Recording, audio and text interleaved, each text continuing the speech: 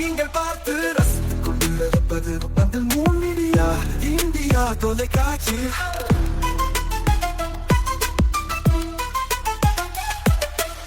நீங்கள் பார்த்து ரசித்துக் கொண்டிருப்பது உங்கள் மீடியா இந்தியா தொலைக்காட்சி. நீங்கள் பார்த்து ரசித்துக் கொண்டிருப்பது உங்கள் மீடியா இந்தியா தொலைக்காட்சி. நீங்கள் பார்த்து ரசித்துக் கொண்டிருப்பது உங்கள் மீடியா இந்தியா தொலைக்காட்சி. நாளும் ஒரு திருக்குறள்.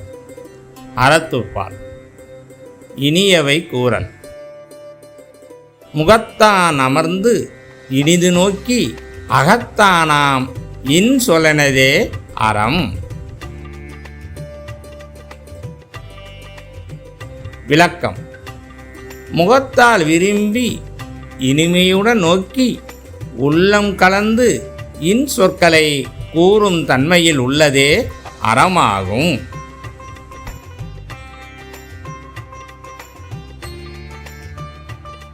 வணக்கம்.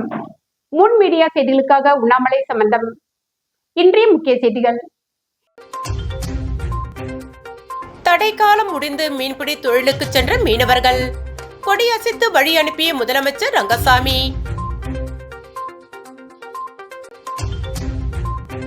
சட்டமன்ற கூட்டம் எப்பொழுது? முதலமைச்சர் ரங்கசாமி அதிரடி பதில்.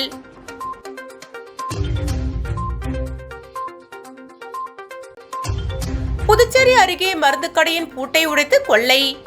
சிசிடிவி காட்சிகளை கொண்டு மர்ம நபர்களை தேடும் போலீசார். இனி விரிவான செய்திகள். புதுச்சேரியில் 61 நாட்கள் மீன்பிடி தடைக்காலம் முடிந்த பின்னர் இன்று கடலுக்கு சென்ற மீனவர்களை முதலமைச்சர் ரங்கசாமி பூஜை செய்து கொடியசைத்து படகுகளை அனுப்பி வைத்தார். மேலும் அமைச்சர்கள் பதவியேற்பு முடிந்த பிறகு சட்டமன்றம் கூடுவது குறித்து அறிவிக்கப்படும் என முதலமைச்சர் தெரிவித்துள்ளார். கடலில் மீன்வளத்தை பெருக்க ஆண்டுதோறும் 61 நாட்கள் மீன்பிடி தடைக்காலம் அமல்படுத்தப்படுகிறது. அந்த வகையில் மீன்களின் இனப்பெருக்க காலத்தை கடந்த ஏப்ரல் 15ஆம் தேதி முதல் நேற்று ஜூன் 13ஆம் தேதி வரை மீன்பிடி தடைக்காலம் அமலில் இருந்தது. இந்நிலையில் மீன்பிடி தடைக்காலம் முடிந்த நிலையில் இன்று 61 நாட்களுக்கு பிறகு மீனவர்கள் மீண்டும் கடலுக்கு சென்றனர். முன்னதாக தேங்காய்த்திட்டு துறைமுகத்தில் சிறப்பு பூஜை வளர்க்கப்பட்டது. தொடர்ந்து முதலமைச்சர் ரங்கசாமி படகுகளுக்கு பூஜை செய்து புனித நீர் ஊற்றி பச்சை கொடி அசைத்து படகுகளை கடலுக்கு அனுப்பி வைத்தார். நிகழ்ச்சியில் தற்காலிக சபாநாயகர் அன்பழகன் உள்ளிட்ட ஏராளமான மீனவ பிரதிநிதிகள் கலந்து கொண்டனர். தொடர்ந்து செய்தியாளர்களிடம் பேசிய முதலமைச்சர் ரங்கசாமி, அமைச்சர்கள் பதவியேற்பு முடிந்த பிறகு சட்டமன்றம் கூட்டம் எப்போது தொடங்கும் என அறிவிக்கப்படும் எனவும், நியமன சட்டமன்ற உறுப்பினர்கள் நியமிப்பது குறித்து கூட்டணி கட்சிகளுடன் கலந்து ஆலோசித்து முடிவு எடுக்கப்படும் என தெரிவித்தார். இப்போ மந்திரி பதவி எடுத்துக்கிறாங்க. பதவி எடுத்த பிறகு ஆகஸ்ட் மாதம் வரைக்கும் நம்ம சட்டத்தை கூட்டலாம். எப்போ கூட்டணுமோ அப்போ கூட்டணும்.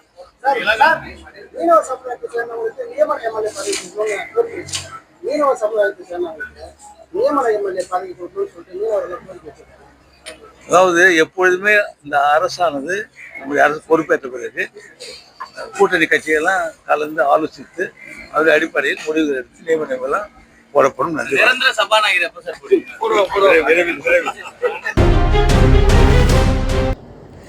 கோட்டக்குப்பம் பகுதியில் மருந்து கடையை உடைத்து 57,000 ரூபாய் பணம், ஐபோன் மற்றும் விலை உயர்ந்த மாத்திரைகள் கொள்ளையடித்த வாலிபர்களை சிசிடிவி காட்சிகளுடன் போலீசார் தேடி வருகின்றனர். விழுப்புரம் மாவட்டம் கோட்டக்குப்பம் பள்ளிவாசல் தெருவை சேர்ந்தவர் இர்பான், வயது 26. இவர் கோட்டக்குப்பம் காவல் நிலையம் அருகே மருந்து கடையுடன் கூடிய கிளினிக் நடத்தி வருகிறார். நேற்று இரவு வழக்கம் போல் மருந்து கடை மூடி சென்றுள்ளார். இன்று காலை கடையை திறக்க வந்தபோது கடையின் பூட்டுகள் உடைந்து இருப்பதை கண்டு அதிர்ச்சியடைந்த இர்பான் கடையை திறந்து உள்ளே சென்று பார்த்தபோது கடையின் உள்ளே வைத்திருந்த 57,000 பணம், ஐபோன் மற்றும் விலையுயர்ந்த மாத்திரைகளை மர்ம நபர்கள் கொள்ளையடித்து சென்றுள்ளனர். மேலும் கடையின் உள்ளே இருந்த டிவியும் உடைத்து சேதப்படுத்தி இருந்தனர். இதுகுறித்து இர்பான் கோட்டக்குப்பம் போலீசாரிடம் புகார் அளித்தார். புகாரின் பேரில் போலீசார் வழக்கு பதிவு செய்து கொள்ளையில் ஈடுபட்டவர்களை தேடி வருகிறார்கள். மேலும் அந்த பகுதியில் உள்ள கடைகளில் பொருத்தப்பட்டுள்ள கண்காணிப்பு கேமராவில் பதிவான காட்சிகளை வைத்தும் கைரேகை பதிவுகளை வைத்தும் விசாரணை மேற்கொண்டு வருகின்றனர்.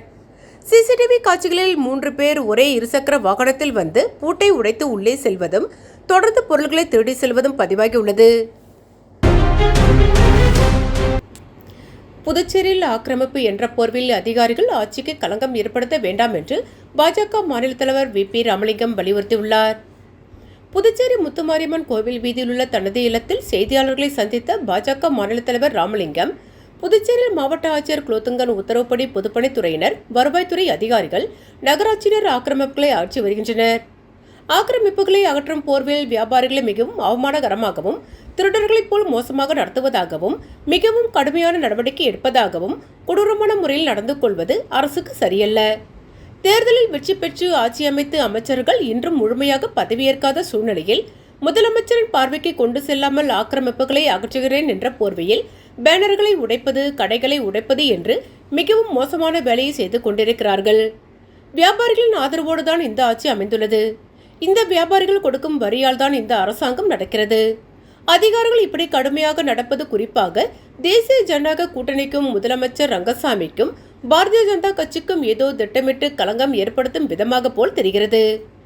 வியாபாரிகளுக்கு எப்பொழுதும் உறுதுணையாக இருக்கும் முதலமைச்சர் ரங்கசாமியிடம் அதிகாரிகள் உண்மையை சொல்லி இதற்கான விளக்கத்தை பெற்று ஆக்கிரமிப்புகளை அகற்ற நடவடிக்கை எடுக்க வேண்டும். மக்களுக்கான அரசாங்கமும் வியாபாரிக்கான அரசாங்கம் தான் இந்த அரசாங்கம் என்று அதிகாரிகள் செயல்பட வேண்டும் என அவர் வலியுறுத்தினார். வாழும் போதும் வாழ்க்கைக்கு பிறகும் பணம் உங்களுக்கு பெருகிக் கொண்டே இருக்கும். அனைவருக்கும் புதிய வாய்ப்பு. நீங்கள் உழைக்கும் குணம் கொண்டவரா? அப்படியானால் நீங்கள் நேர்மையுடன் முதலீடு இல்லாமல் சம்பாதிக்க அரிய வாய்ப்பை நாங்கள் தருகிறோம். மேலும் எரிவாயு godown, super market, solar plant அமைத்து பணம் சம்பாதிக்கலாம். முக்கியமாக முதலீடு இல்லாமல் வருமானம் வரும் வாய்ப்பு. வயது வேறுபாடின்றி, கல்வி தகுதியின்றி அனைவரும் இணைந்து பணம் சம்பாதிக்கலாம். வாருங்கள், LDBS பஜார் உங்களை அன்போடு வரவேற்கிறது. எங்களுடன் இணைந்து நேர்மையான முறையில் பணத்தை சம்பாதியுங்கள்.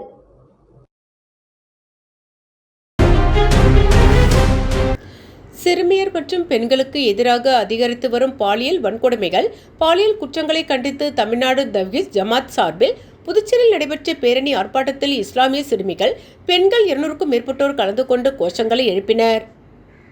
தமிழ்நாடு தவ்ஹீத் ஜமாத் புதுச்சேரி கிளை சார்பில் சிறுமியர் மற்றும் பெண்களுக்கு எதிராக அதிகரித்து வரும் பாலியல் வன்கொடுமைகள், பாலியல் குற்றங்கள் மற்றும் கொலை சம்பவங்களை கண்டித்தும் குற்றவாளிகளுக்கு முதலமைச்சர் விஜய் தலைமையிலான தமிழக அரசு கடுமையான தண்டனை வழங்க வலியுறுத்தியும் பொதுமக்களிடையே விழிப்புணர்வை ஏற்படுத்தும் நோக்கில் வில்லியனூரில் மாபெரும் விழிப்புணர்வு பேரணி நடைபெற்றது.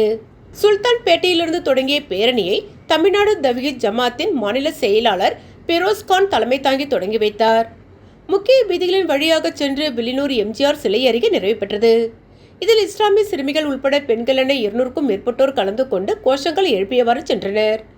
சிறுமியர் பாதுகாப்பே சமூகத்தின் பொறுப்பு, பாலியல் குற்றவாளிகளுக்கு கடுமையான தண்டனை வழங்க வேண்டும், பெண்கள் மற்றும் குழந்தைகளுக்கு பாதுகாப்பான சூழலை உருவாக்க வேண்டும் உள்ளிட்ட கோஷங்களை எழுப்பினர். மேலும் அனைத்து ஏற்பாடுகளையும் தமிழ்நாடு தவ்ஹீத் ஜமாத் நிர்வாகிகள் செய்திருந்தனர்.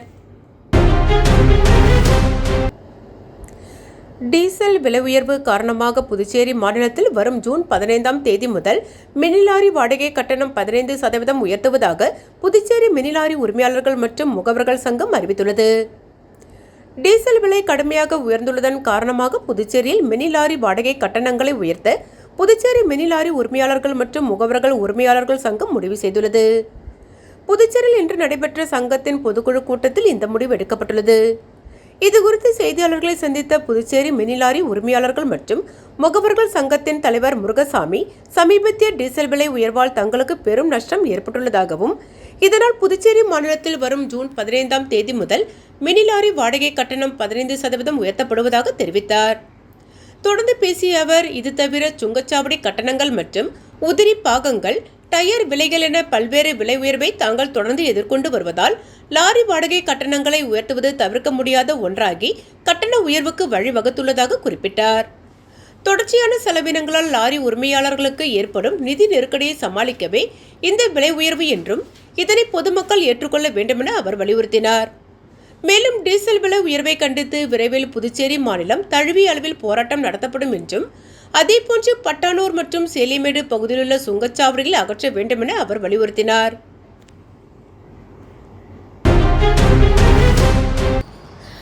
காரைக்கால் அருகே கீழ காசாக்குடி பகுதியில் அமைந்துள்ள பழமை வாய்ந்த ஸ்ரீ சீதலாதேவி மாரியம்மன் ஆலயத்தில் தீமிதி திருவிழா உற்சவத்தை முன்னிட்டு 200க்கும் மேற்பட்ட வரிசை தட்டு ஊர்வலம் நிகழ்ச்சி வெகு விமர்சையாக நடைபெற்றது. இதில் சட்டமன்ற உறுப்பினர் PRN திருமுருகன் உள்ளிட்ட ஏராளமான பக்தர்கள் கலந்து கொண்டு சுவாமி தரிசனம். காரைக்கால் மாவட்டம் கீழ காசாக்குடி பகுதியில் அமைந்துள்ள ஸ்ரீ சீதலாதேவி மாரியம்மன் ஆலயத்தில் தீமிதி திருவிழா கடந்த 11ஆம் தேதி கொடியேற்றத்துடன் துவங்கியது. தொடர்ந்து அம்மனுக்கு சிறப்பு அபிஷேகங்கள் ஆராதனை நடைபெற்று வருகிறது. அதன் தொடர்ச்சியாக இன்று பல்வேறு பழ வகைகள் மற்றும் அம்மனுக்குரிய பூஜை பொருள்களுடன் வரிசை தட்டு ஊர்வலம் நடைபெற்றது. முன்னதாக 200க்கும் மேற்பட்ட வரிசை தட்டுகளுக்கு சிறப்பு தீபாராதனை காண்பிக்கப்பட்டு ஸ்ரீ ஆதிபுரீஸ்வரர் ஆலயத்திலிருந்து மேலதாளங்களுடன் 200க்கும் மேற்பட்ட பெண்கள் ஊர்வலமாக எடுத்து வந்து அம்மனுக்கு சமர்ப்பித்தனர். விழாவில் தொகுதியின் சட்டமன்ற உறுப்பினர் PRN திருமுருகன் உள்ளிட்ட ஏராளமான பக்தர்கள் கலந்து கொண்டு ஸ்ரீ சீதலாதேவி மாரியம்மனை தரிசனம் செய்தனர். வாழும் போதும் வாழ்க்கைக்கு பிறகும் பணம் உங்களுக்கு பெருகிக் கொண்டே இருக்கும். அனைவருக்கும் புதிய வாய்ப்பு. நீங்கள் உழைக்கும் குணம் கொண்டவரா? அப்படியானால் நீங்கள் நேர்மையுடன் முதலீடு இல்லாமல் சம்பாதிக்க அரிய வாய்ப்பை நாங்கள் தருகிறோம். மேலும் எரிவாயு godown, super market, solar plant அமைத்து பணம் சம்பாதிக்கலாம். முக்கியமாக முதலீடு இல்லாமல் வருமானம் வரும் வாய்ப்பு. வயது வேறுபாடின்றி, கல்வி தகுதியின்றி அனைவரும் இணைந்து பணம் சம்பாதிக்கலாம். வாருங்கள், LDBS பஜார் உங்களை அன்போடு வரவேற்கிறது. எங்களுடன் இணைந்து நேர்மையான முறையில் பணத்தை சம்பாதியுங்கள்.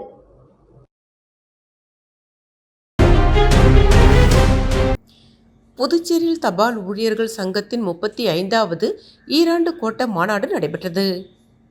புதுச்சேரி ஜூன் 14 தேசிய அஞ்சல் ஊழியர்கள் சங்கம் சார்பில் புதுச்சேரி கோட்டத்தின் 35வது ஈராண்டு கோட்ட மாநாடு காமராஜர் சாலையில் அமைந்துள்ள ஹோட்டல் ஜெயராமில் இன்று நடைபெற்றது.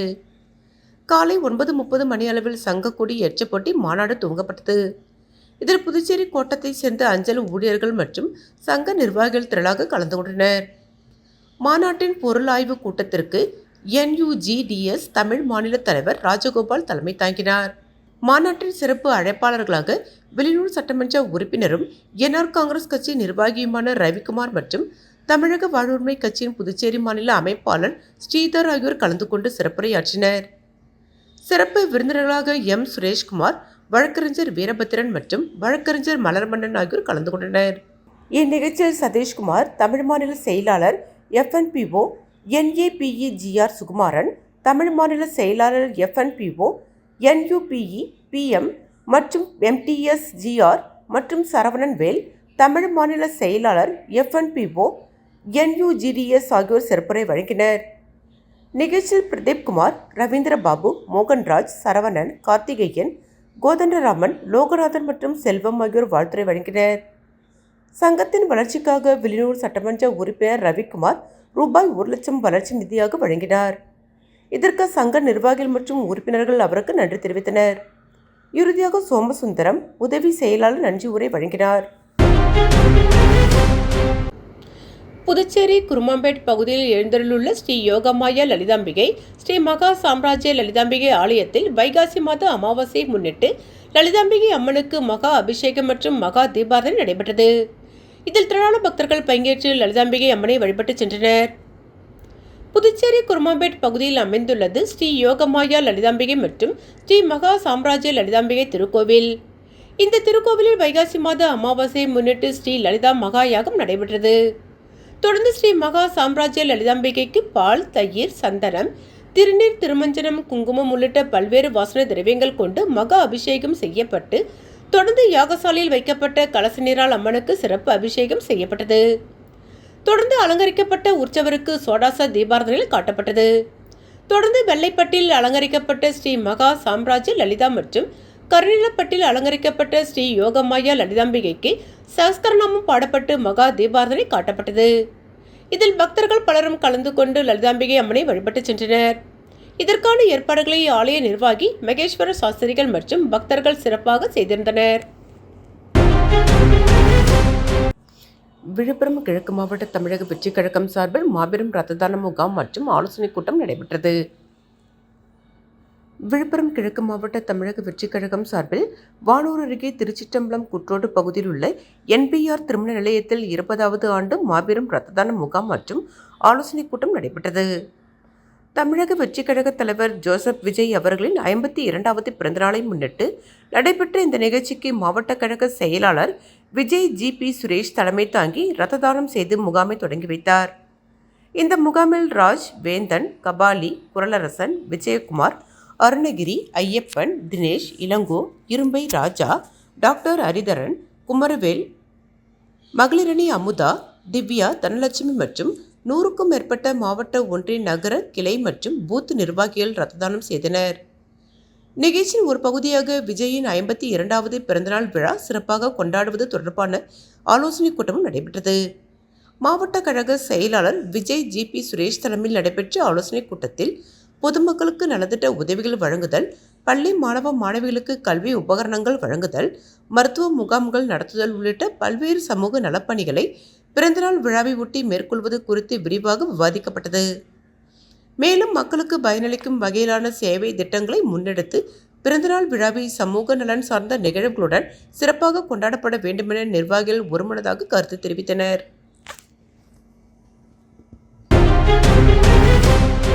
வாழும் போதும் வாழ்க்கைக்கு பிறகும் பணம் உங்களுக்கு பெருகிக் கொண்டே இருக்கும். அனைவருக்கும் புதிய வாய்ப்பு. நீங்கள் உழைக்கும் குணம் கொண்டவரா? அப்படியானால் நீங்கள் நேர்மையுடன் முதலீடு இல்லாமல் சம்பாதிக்க அரிய வாய்ப்பை நாங்கள் தருகிறோம். மேலும் எரிவாயு godown, super market, solar plant அமைத்து பணம் சம்பாதிக்கலாம். முக்கியமாக முதலீடு இல்லாமல் வருமானம் வரும் வாய்ப்பு. வயது வேறுபாடின்றி, கல்வி தகுதியின்றி அனைவரும் இணைந்து பணம் சம்பாதிக்கலாம். வாருங்கள், LDBS பஜார் உங்களை அன்போடு வரவேற்கிறது. எங்களுடன் இணைந்து நேர்மையான முறையில் பணத்தை சம்பாதியுங்கள்.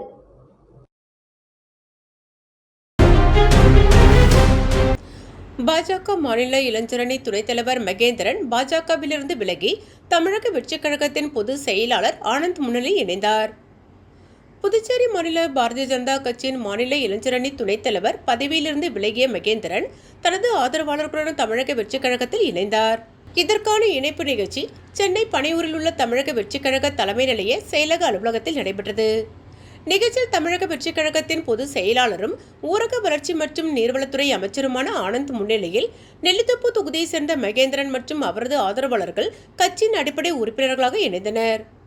புதிதாக இணைந்தவர்களை அமைச்சர் ஆனந்த், பொதுப்பணித்துறை மற்றும் விளையாட்டுத்துறை அமைச்சர் ஆதவ் அர்ஜுனா, நெல்லித்தோப்பு தொகுதி தலைமை கழக நிர்வாகிகளான செந்தில்குமார் மற்றும் மோரிஸ் ஆகியோர் வரவேற்று வாழ்த்து தெரிவித்தனர். இந்நிகழ்வு தமிழக வெற்றிக் கழக நிர்வாகிகள் மற்றும் தொண்டர்கள் முன்னிலையில் நடைபெற்றது. விழுப்புரம் மாவட்ட திமுக சுற்றுச்சூழல் துணை அமைப்பாளர் சம்பத்குமார் திமுகவிலிருந்து விலகி தன்னை தமிழக வெற்றிக் கழகத்தில் இணைத்துள்ளார்.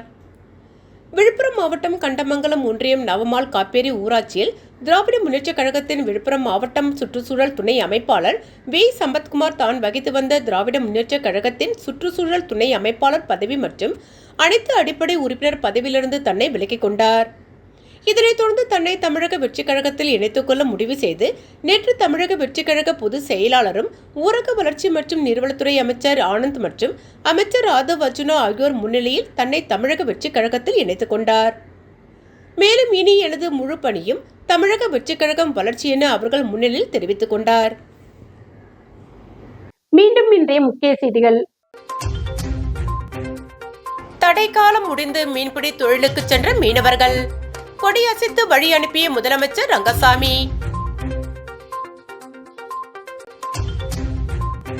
சட்டமன்ற கூட்டம் எப்பொழுது? முதலமைச்சர் ரங்கசாமி அதிரடி பதில்.